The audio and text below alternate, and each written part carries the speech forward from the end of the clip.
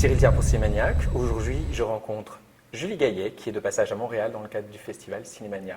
Bonjour Julie. Bonjour. Ça va bien? Oui, très bien. Alors, nous allons faire un petit exercice avec vous, qui est le principe de la filmographie commentée. On a sélectionné quelques extraits, 6 au total, de rôles dans lesquels vous avez été, et je vous proposerai de nous les commenter par rapport à vos rôles, par rapport à vos partenaires de jeu, par rapport peut-être à des anecdotes qui étaient intéressantes.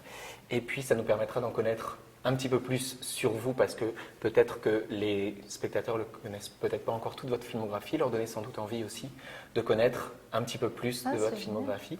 Également de parler de vos nouveaux métiers, ceux de cinéaste que vous avez fait, puisque vous avez fait un documentaire il y a quelques mois, ainsi que le métier de producteur que vous avez démarré il y a quelques années, je pense maintenant. Oui, c'est surtout productrice en fait, et cinéaste, c'est plus quelque chose que je fais pour mon plaisir à côté, qui est de discuter, parce que je ne suis pas journaliste, avec des réalisateurs que j'adore, des gens que j'aime et qui m'ont donné la passion de ce métier. Célibataire aussi, mais séropositive. Ouais. Enfin, ça va. Alors, Clara et moi, d'Arnaud Viard. Tout à fait. Et ça, c'est une scène avec Frédéric Pierrot. Mais dans le film, c'est Julien Boisselier qui joue le rôle principal, le rôle de mon amoureux ou de l'homme dont elle va tomber très amoureuse. Et c'est un film qui était très important pour moi parce que c'est un film, c'est sûrement ça qui a déclenché ce passage de actrice à productrice. Parce que plusieurs fois dans ma carrière, il y a eu comme ça des moments où on a travaillé avec le réalisateur, à la fois on lisait le scénario, l'impression de faire le film ensemble, de porter le film ensemble. Au-delà je ne le faisais pas que pour mon rôle, je le faisais pour Arnaud, pour le film, comme si je le produisais d'une certaine manière. Même si c'est quand même vraiment une comédie romantique et c'est drôle et il y a beaucoup de moments comme ça, moi je chante, il y a une scène de comédie musicale un tout petit peu dans le film. C'est pas du tout un film sombre. C'est vrai que ça parle de cette génération qui, on avait envie en fait de quarantenaire à l'époque, qui, comment dire, est un peu égoïste. En tout cas, Frédéric Pierrot, puisque c'était lui dans l'extrait, est un comédien que j'adore, qu'on ne voit pas suffisamment. Dans Police, c'est vraiment lui qui tire le groupe, vraiment des flics. Il est aussi dans Les Revenants. Dans Les Revenants, évidemment. Mais moi, je l'ai découvert dans un film de Ken Loach qui s'appelait London Freedom, dans lequel il a un rôle, mais il est formidable. C'est un comédien que j'adore. Donc, je suis très émue de voir cet extrait-là qu'on me montre jamais. Parce que je vois Frédéric et qui est formidable. C'est très impressionnant à voir. L'autre jour, on avait rendez-vous devant la gare de l'Est. J'étais en retard. Quand je suis arrivée, il était tout bleu. Il bavait. Ah, c'était horrible.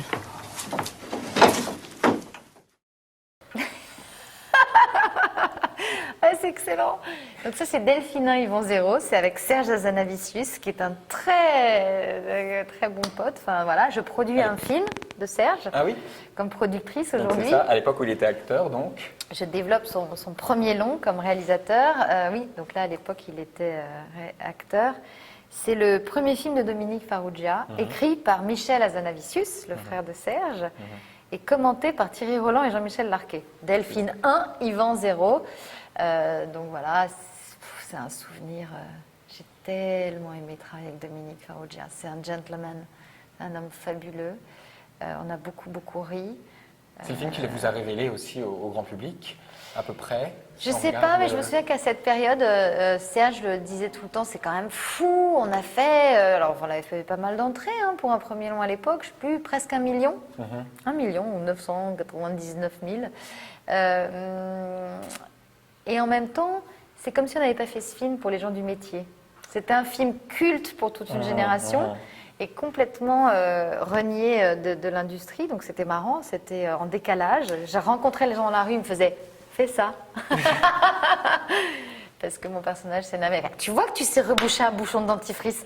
Voilà, donc il y avait des répliques vraiment cultes. Moi j'ai adoré faire ce film et ça me fait très plaisir de nous voir. Qu'est-ce qu'on était jeunes. Oui, c'est ça. Ah, moi j'adore le cheval. Tu sais, les courses hippiques, les promenades, le polo. Ah oui, moi aussi, tiens. Même le tiercé. J'aime bien le tiercé. Je joue tous les dimanches. Ah oui, c'est vrai que c'est beau les chevaux. Je suis jamais monté sur un dada, mais un jour, pourquoi pas. C'est un rêve. Ah, ça fait super plaisir. Oui. Plaisir de voir Mathieu Demy. En fait, c'était mon premier partenaire de cinéma. Ah Le oui. premier long métrage que j'ai jamais tourné, ça s'appelait À la belle étoile d'Antoine Desrosières.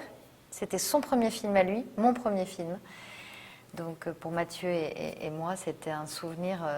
Voilà, et j'adore Mathieu. C'est un acteur généreux. J'aime énormément, qui réalise aujourd'hui. Qui a fait un très bon long d'ailleurs, il y a 2-3 ans. Voilà, Americano. Pardon, je suis en retard. Vos cheveux, qu'est-ce que vous avez fait? Vous êtes folle? Vous aimez pas? Bah non, pas du tout. Ils m'ont dit que je ressemblais à un garçon. Bah, ils vous disent n'importe quoi. Christophe est pas arrivé? 3 places, s'il vous plaît. Je vous plais pas? C'était le but? Vous voulez la vérité? Non, mentez-moi. C'est fou parce que c'est à chaque fois des extraits dans les films que vous avez choisis que j'adore, que personne ne montre jamais. C'est très, c'est chouette. J'ai rencontré Ilan Duran-Cohen, donc le réalisateur. Ça s'appelle La confusion des genres. Donc, il avait écrit un roman que j'avais lu chez Actes Sud qui s'appelait Chroniques aliciennes, qui se passait à New York, que j'avais adoré. Et donc je le rencontre. J'étais enceinte de Tadeo, donc de mon premier fils. D'abord, c'était une très très belle rencontre. Mais le temps de monter le film, d'avancer, j'avais eu le temps d'accoucher et de retomber enceinte de mon deuxième fils. Et donc bref, on était sur le tournage et j'ai adoré ce tournage. D'abord Pascal Grégory, c'est un acteur. Il y a Nathalie Richard que j'avais vu c'était Les Amoureux de Catherine Corsini. C'est une actrice que j'adore aussi, donc tous les deux absolument formidables. Donc je jouais avec Alain Bachung. Ça aussi, c'était complètement magique de pouvoir tourner avec Alain Bachung. Vincent Martinez qui est super dedans, il a un côté très Delon, jeune. Non, c'était un tournage mais merveilleux. Et donc j'annonce en fait à Ilan, juste en prépa, tu sais Ilan, en fait je viens d'apprendre que je suis re-enceinte.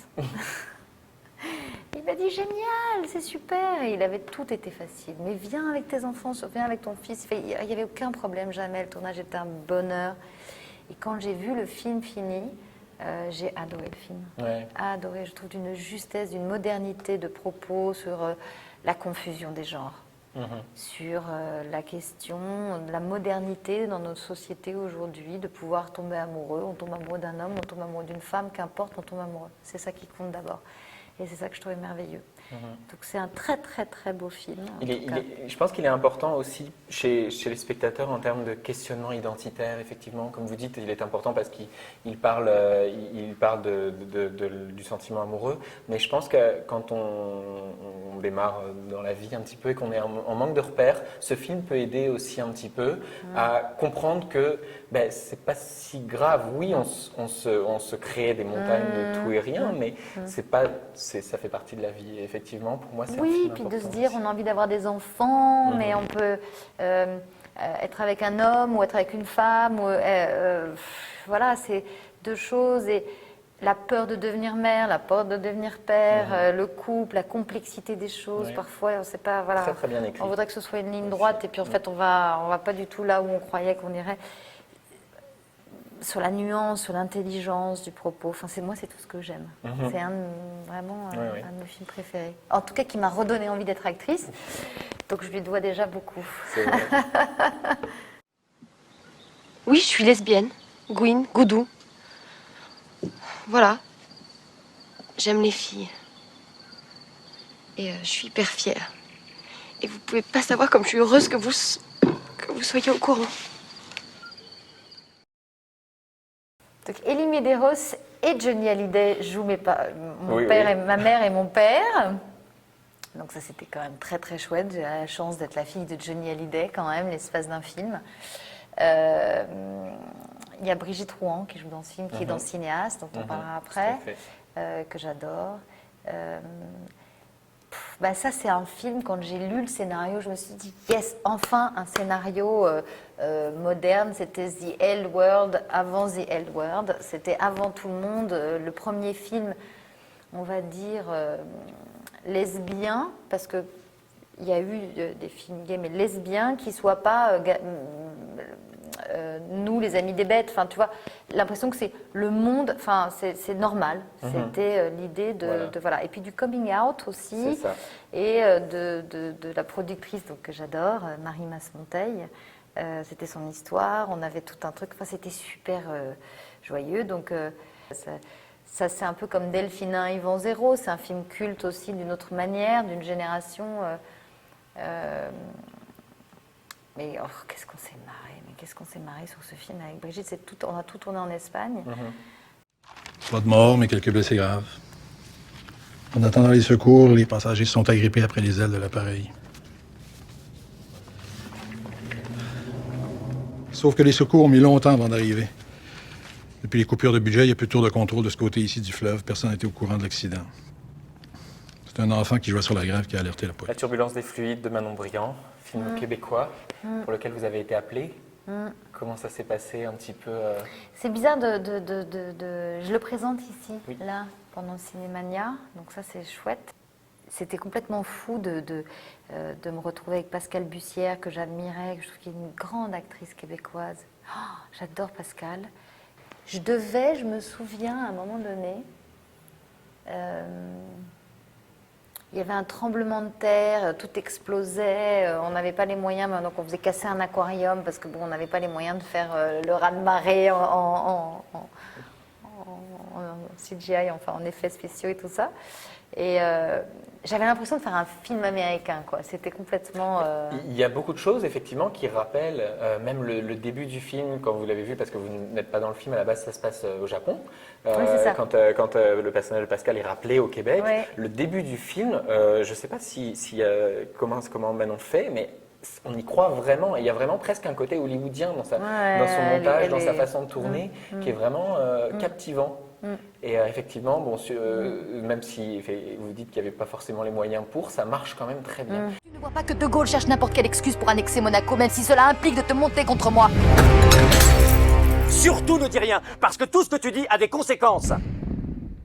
Je ne vois pas comment je vais pouvoir continuer à vivre avec lui. Je ne vois pas comment je vais pouvoir supporter de passer ma vie dans un pays où je ne peux pas être moi. Alors, incroyable! Mais comment vous savez ça? Une activité parallèle? Non, je fais pas ça, je fais jamais ça, de faire des voix. C'est ça. Donc là, je double Nicole Kidman dans Grâce de Monaco.